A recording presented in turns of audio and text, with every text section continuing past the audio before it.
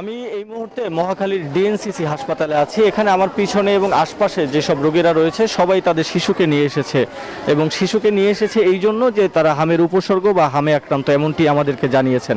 আমরা বেশ কয়েকজন গার্ডিয়ানের সাথে কথা বলেছি, তারা আমাদেরকে যেটি বলেছেন যে হামের যেসব উপসর্গ আছে, কাশি, নিউমোনিয়া, চোখ লাল হওয়া সহ বিভিন্ন ধরনের খেতে না পারা, এই ধরনের বমি সংক্রান্ত সমস্যা নিয়ে তারা প্রথমে জ্বর নিয়ে হসপিটালে আসে এবং হসপিটালে আসার পর তাদের হাম শনাক্ত হয়। এরপর তাদেরকে এখানে ভর্তি দেওয়া হয়েছে।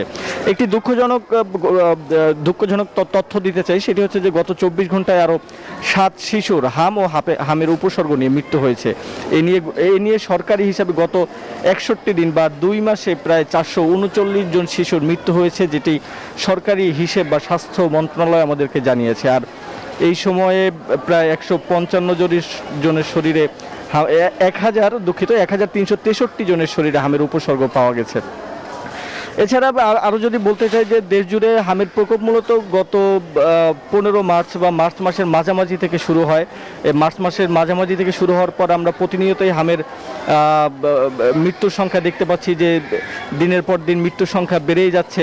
আরও যদি জানাতে চাই যে সরকারি হিসাবে মৃত্যুর যে পরিসংখ্যান রয়েছে, হামে সবচেয়ে বেশি ঢাকা বিভাগে 45 শিশুর মৃত্যু হয়েছে, আর সন্দেহজনক হামে মৃত্যু হয়েছে 147 জনের। এছাড়াও দেশের বিভিন্ন বিভাগে মৃত্যুর সংখ্যা দিন দিন বেড়েই যাচ্ছে, কিন্তু ডাক্তাররা বলছে যে আসলে সচেতনতা আর টিকার বিকল্প নেই। একই তথ্য জানাতে আমরা চলে যাব কুষ্টিয়াতে। কুষ্টিয়াতে আছেন আমাদের আরেক সহকর্মী লালন। লালন, আপনার কাছে জানতে চাই যে আপনি এখন কোথায় আছেন এবং ওখানে হামের কি তথ্য আছে আপনার কাছে? এই মুহূর্তে রয়েছি কুষ্টিয়া জেনারেল হাসপাতালে। এই কুষ্টিয়া জেনারেল হাসপাতালে হাম উপসর্গ বা লক্ষণ নিয়ে যে শিশু বা রোগীরা ভর্তি হচ্ছেন, তাদের চিকিৎসায় কিন্তু হাম আইসোলেটেড নামে একটি ওয়ার্ড চালু করা হয়েছে। আমি সেই ওয়ার্ডেই বর্তমানে অবস্থান করছি এবং আমি এখানে এসে যে তথ্য পেয়েছি, এই ওয়ার্ডে কিন্তু আসলে 20 জন রোগী ভর্তি থেকে চিকিৎসা নিচ্ছেন, যাদের কিন্তু আসলে প্রায় সবাই শিশু। এবং আমি এখানে যারা কর্তব্যরত চিকিৎসক বা স্বাস্থ্যকর্মীরা রয়েছেন, তারা যেটি বলছেন যে ইতিমধ্যেই কিন্তু এই বিপুল সংখ্যক সংক্রমিত রোগীর চিকিৎসায় তারা নিরলসভাবে কাজ করে যাচ্ছেন।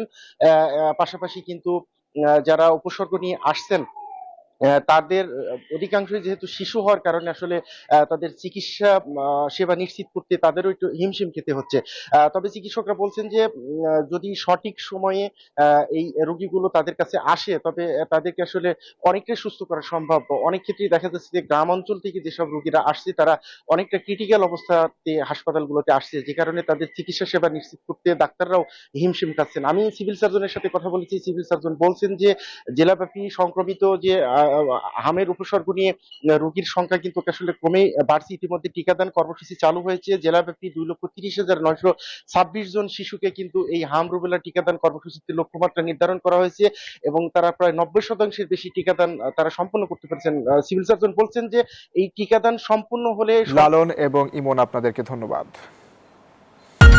আরে ঈদ লাগছে মনে, খুশির জোয়ার সবখানে।